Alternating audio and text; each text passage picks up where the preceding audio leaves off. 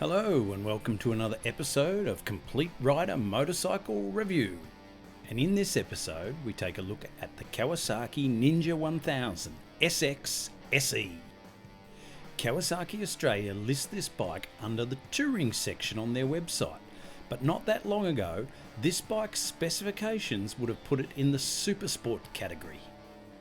So let's have a look at this incredibly versatile all-rounder that will happily commute, tour, do ride days, or spend weekends scratching up in the hills.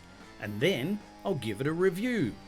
What's a review, I hear you say? Well, we'll rev up the tacho and give it a completely 100% biased and unscientific score. Sort of like this.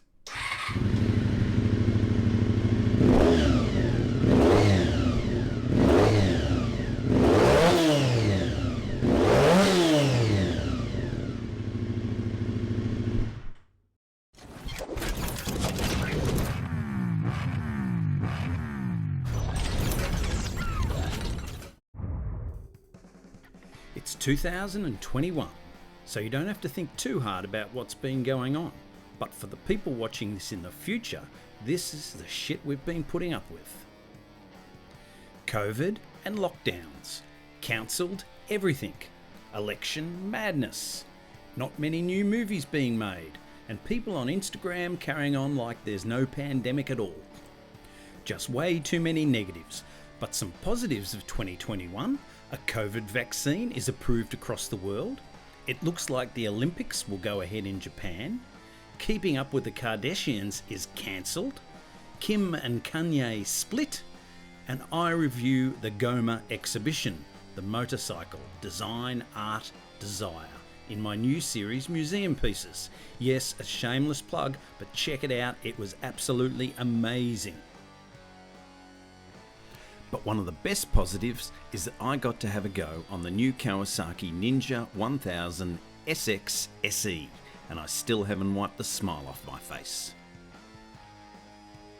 Kawasaki's sports and super sports bikes normally get all the attention, and rightly so. They are incredible bikes, but there is a certain type of rider, at let's say a certain type of time in their life, when that super sport type riding position just doesn't work for them anymore. And with the average age of riders seemingly rising, it's great to see the manufacturers putting more sport into their touring bikes, and this is a perfect example of it. This model's been around since 2011 and has had a few upgrades along the way, with the biggest leap forward being for the 2020 model year.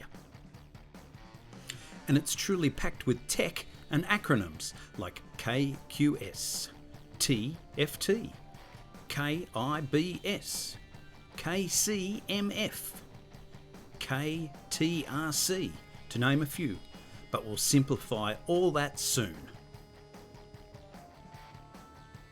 The bike we have here today is a 2021 Kawasaki Ninja 1000 SX SE. I'll go out on a limb here and say that the SE stands for Special Edition, which would probably be the edition of the emerald blazed green on black colour scheme, and this green really pops in the right light too. I would also guess that the SX would stand for Sports Cross or Sports Crossover, which is apt for this bike. At the heart of this weapon of mile-eating destruction is a 1043cc inline 4-cylinder 4-stroke liquid-cooled EFI-fed 6-speed boxed chain-driven bike, which is pretty much universal these days.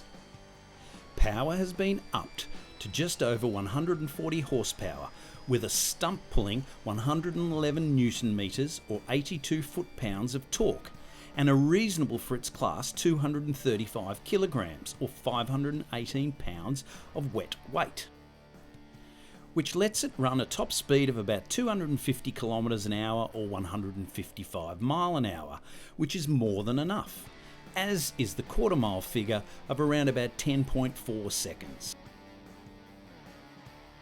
Seat height is 835mm or 32.8 inches, up a bit from the previous bike due to Kawasaki making the seat a bit more comfortable. They certainly know their target market.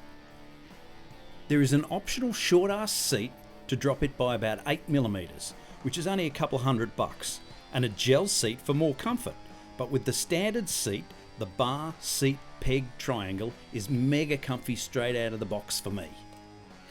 It runs 41mm upside down front forks and Kawasaki's horizontal backlink monoshock setup with a remotely adjusted spring preload for those touring load changes. Brakes are dual 267mm discs up front with radial mounted calipers, and just in case you missed it, this is a Kawasaki.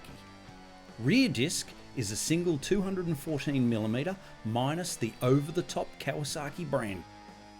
Of course, ABS is standard, and so is KIBS, or Kawasaki Intelligent Anti-Lock Brake System, just in case you were thinking of buying a bike with a dumb braking system. KIBS is a braking system that talks to the engine computer as well to achieve the best braking pressure for that split second in time.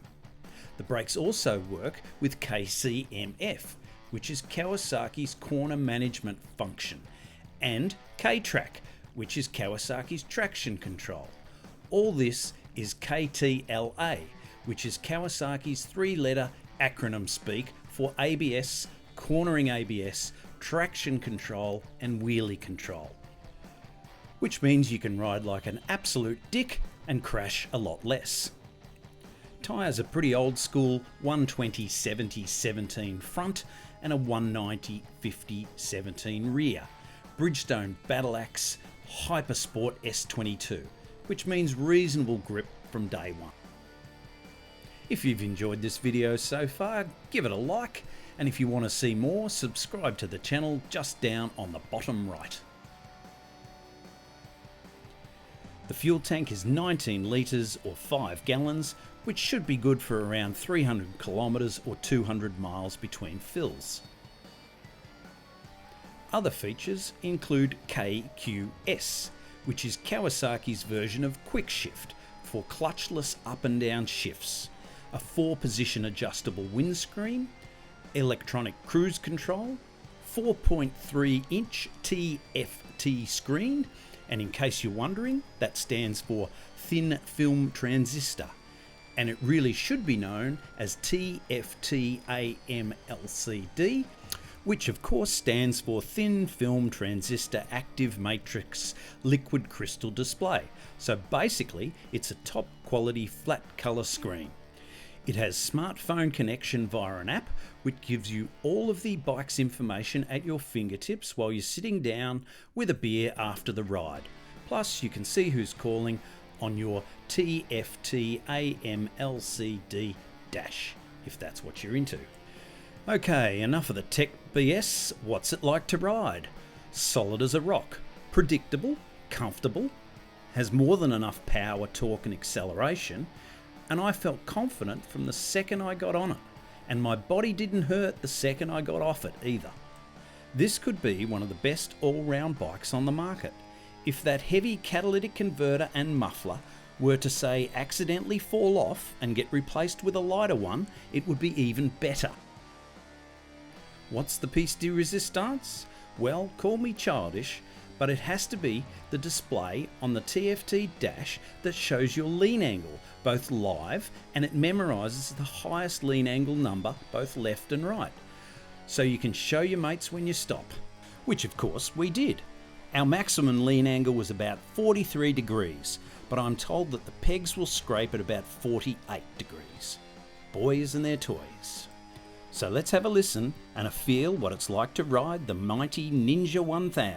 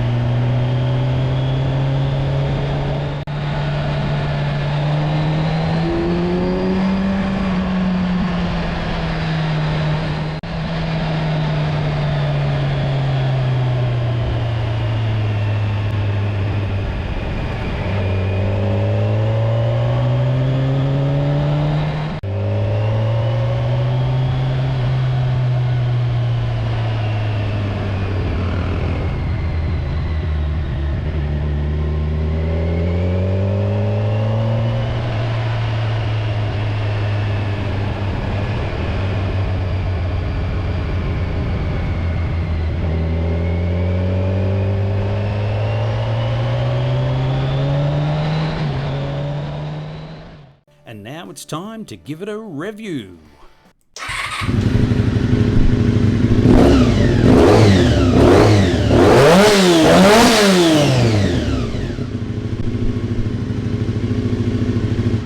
Yep, I gave it 14 grand. This bike has everything going for it, including the comfort that riders of my age who have beaten their bodies around for years and years need and deserve. The only problem is, if I had one, I'd probably never get off it. I'll leave you with some more shots of this touring bike that everybody will think is a sports bike, and will keep up with the best of them. And don't forget to SLC, subscribe, like, comment. And TFW, thanks for watching. BFN, bye for now.